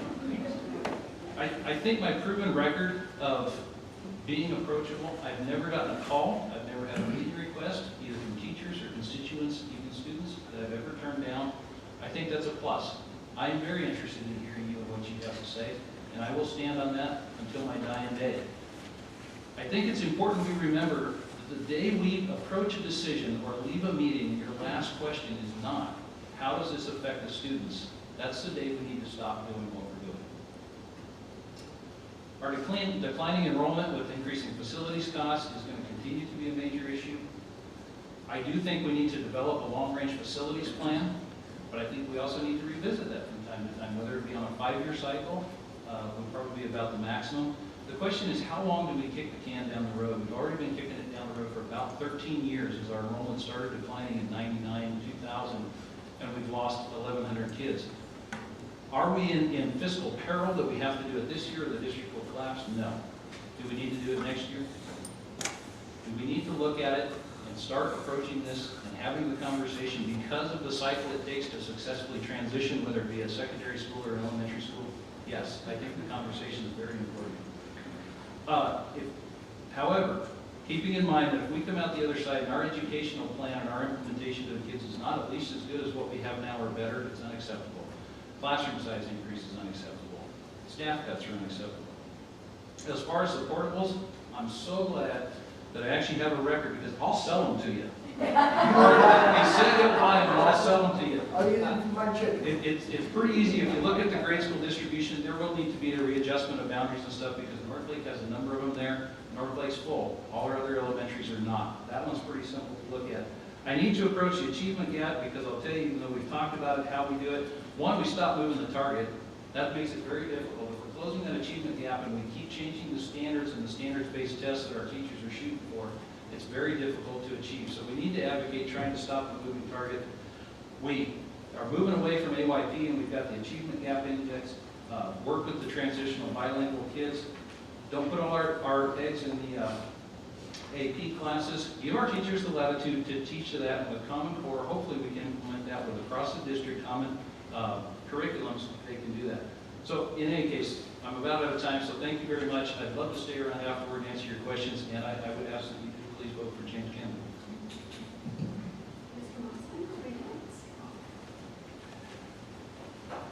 I'd like to start off with telling you all that my mom had a second grade education, my dad had a third grade education, and I'm one of 8, and I'm the only one who graduated from high school or college. And the only way I made it was because I had an education.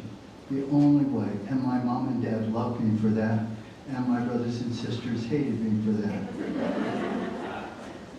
But I was fortunate, I was given a gift, and the gift was very simple.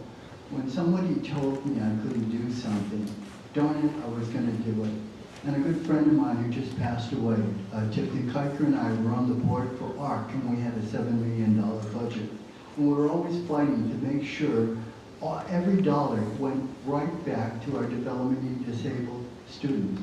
And people would fight on that and say, well, we need a bigger building. And we'd say, no, service first, kids first. Well, and we fought about developing better programs to get our students and adults back into the community. Well, I still stay with, I'm going on books and not bricks, teachers and not 2x4s, and believe it or not, strategies and not building. Because I believe we can bring the education program online with successful students on a broad base. And if we do that, we'll be able to send students to college as well as vocational schools. I think that the problem is that we can't divide the drama from the trauma. And we have so much drama because we started on the wrong end of the horse or looking in the wrong direction. So if we just move the rider back and the horse going in the same direction, we'll be able to divide the drama from the trauma and do a better job of solving our problems. Students first, supporting the teachers in the classroom, and a strategy from the district that'll work. And it would be wonderful to see the superintendent working in the classroom, teaching at least 1 hour a week or maybe 5 hours a week, and everybody who's not in the classroom. And that way we engage the administration and the teachers and start having them work on the same team. Imua Kamehameha, that's what I learned when I was going to school, and it's always forever. That's how I feel about our students, always striving for the best.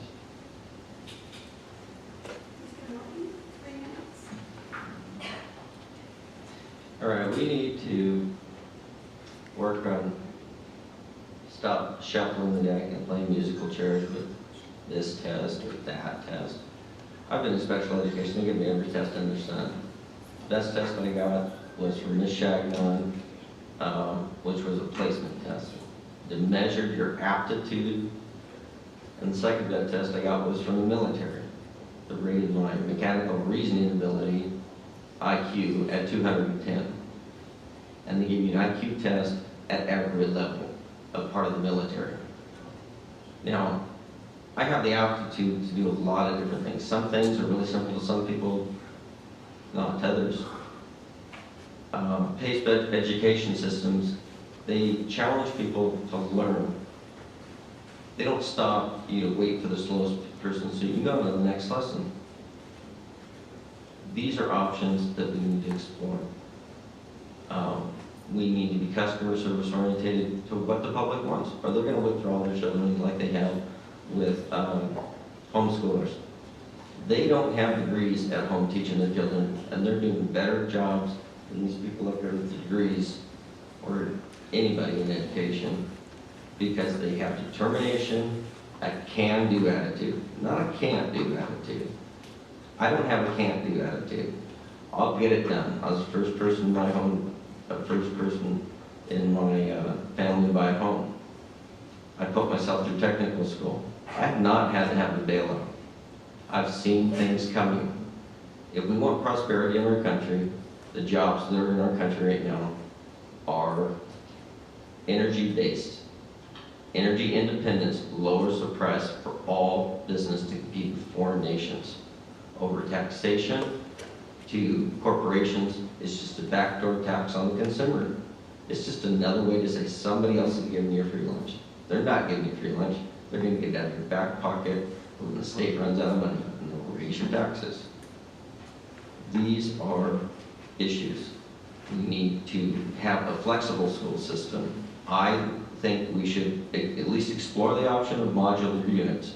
Gives you the option to place one unit at a time instead of having to rebuild the whole school district. The example of how much they've saved up for reserve is people trying to look good for the public and say, we have a good reserve system. Well, you could spend all that on the repairs you got and not even touch it. So in my opinion, this school district's bankrupt. They're coming to us with an emergency after emergency. If you have to constantly come back to the system, you need to change the system and you need to vote out the incumbents. I think James Campbell has some really good ideas, and I love his robotics program. I love his ideas on that. I think we should applaud him for that. And the efforts that he has done on this board in that area. And Mr. Springer, or Skinner, sorry. I applaud you for the effort you have, but I remember. All right, Time is up, thank you. Mr. Rossetti? Well, thank you for everybody coming tonight. I really appreciate you all being here. Thank you to all the candidates. Civic participation at its best. This is amazing. And of course to the League of Women Voters for hosting the forum. Thank you very much. You should vote for J.D. Rossetti, that's me this evening, or by August 6th anyways, because I'm invested, informed, and dedicated. I'm invested. I have 3 kids in the school district from middle school to pre-K. I'm informed. I am listening to the voters, knocking on doors, going to fairs, talking to them about what the questions they have about the schools and what kind of things that they want to see. I'm dedicated. I've been here for 15 years. My beautiful wife over here, she's been here her whole life. And we're gonna have our kids, we want our kids to graduate from Longview schools. So with that, I've talked about the merger and I've talked about my specific plans. I think we should do some small incremental steps within the next 5 years. We should come up with a strong plan, and we should have a 10 and 20-year plan, but those should be ongoing conversations that are able to be changed as necessary to fit our needs. And then with that, the last thing is we shouldn't focus so much on facilities. We should focus on 3 things, which I outlined in my first speech. First, we should emphasize all children reading by 3rd grade. We should be asking the real tough questions and finding out how we can stop the loss of progress over the summers so that students are being able to read in elementary school by 3rd grade. It's very important, and we need to focus on that. Second, we need to focus on STEM technologies in the middle schools, as I suggested, as well as integrating a variety of electives so that kids can have a well-rounded education and find out what their interests are and what they're good at. And then third, we need to focus on 2-year certifications and vocational programs, and we need to have a variety of those in order so that all of our students, whether they're going on to college or going straight into the workforce, can do exactly what they need to do. And then lastly, you should vote for me because I believe in our future and our kids. The mission statement for the Longview School Board, which I believe wholeheartedly, is that we need to ensure the skills, attitudes, and knowledge for responsible citizens in the rapidly changing society. And I think we really need to stick to that mission statement. So thank you, and please vote J.D. Rossetti, position 2. Thank you. Mr. Nickerson, 3 minutes in closing. I thank the League of Women Voters for sponsoring this forum, and thank all of you for coming. Once again, I agree with the incumbent. This district does need leadership. But where the question is, what kind of leadership? In order to distinguish between our 2 styles, I've put together a short list of how I think I differ from the incumbent. The first is, it's my impression that he is a top-down manager leader. He gave you an illustration today. He talked about, he thought we needed more electives at 9th and 10th grade. That's an example of a person in a power position promoting his views without getting input or advice from teachers. If I had an idea like that, I would talk to the superintendent. I would ask the superintendent, please check with the high school faculty, see what they think about this idea. Check with the principals, see how they think it would work. Instead of saying in public, I want more electives at the 9th and 10th grade.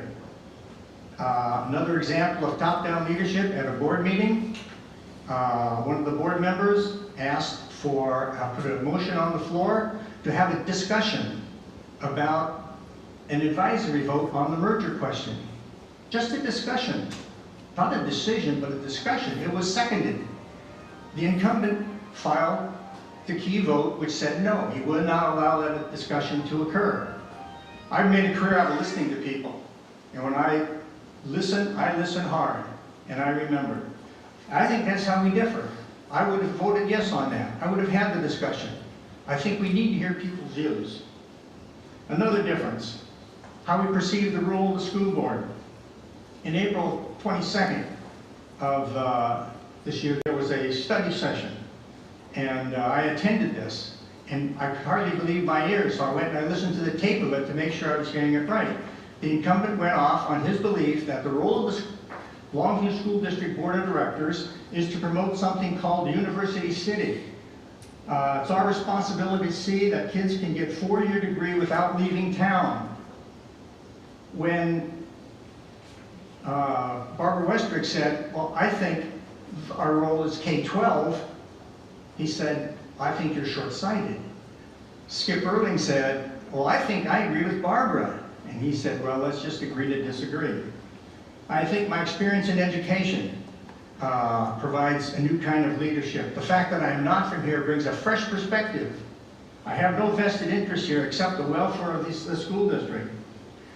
I've had a telephone conversation with your incumbent one time, and he told me I was elected to make tough decisions. When you elect me, I don't believe it'll be to make the tough decisions. I think it'll be make the decisions that represent the interest of the constituents and are the best interest for our kids. And the most important thing is, I have time. I no longer have a full-time job. I have time. I can do my research. You've seen from some of the comments today, I have done my research. I'll continue to do that as a board member. I ask you, please vote for C.J. Nickerson. Thank you. Mr. Stanton will finish with your 3 minutes closing. Bottom honor. I get the last words.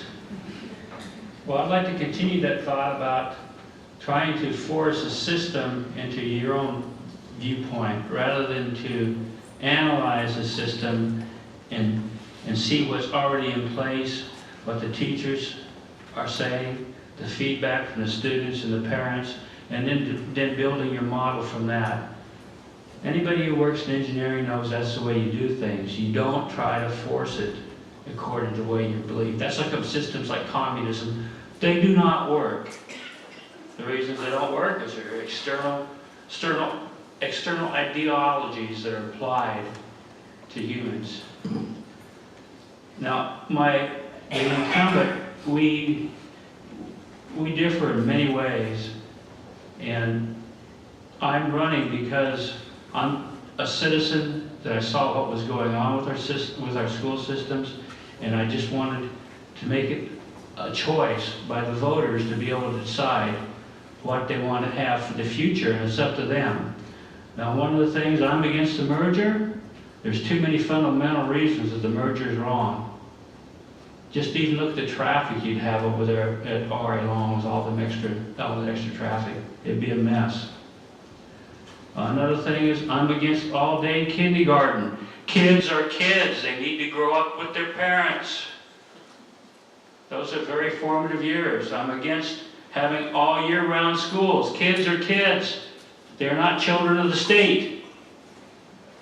The state is to serve them, not them to be cogs in the state. That's another reason the Common Core. I'm against that. Everyone is different. I have a niece. She's an honor student.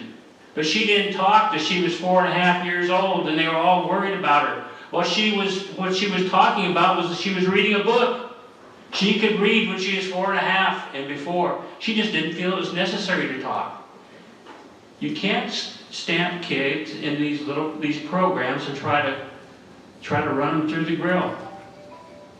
I would appreciate your vote for Darrell Smith, Position 1 School Board. Thank you. And then we'll close with our League of Women Voters President, Sharon, for the closing remarks. Right, actually, I have the last word.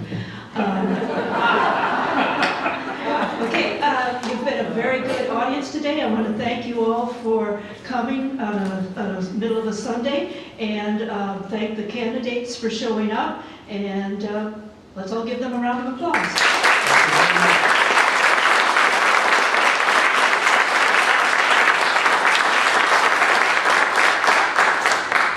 Yeah, I'd remind you again that there's candidate information out in the hallway and information about the League of Women Voters at the table in the back. If you're interested, we are happy to take new members anytime, and we'd invite all of the candidates to become members of the League. And finally, I want to remind you all to mark your ballot and turn it in. Election day is Tuesday, August 6th. Remember that ballots must be postmarked on August 6th, or there are drop-off boxes somewhere in town. I'm from Woodland, I'm not sure. I'm sure we still have cookies and coffee back there. I encourage you to stay and have a conversation with the candidates if you so wish. Thank you for coming.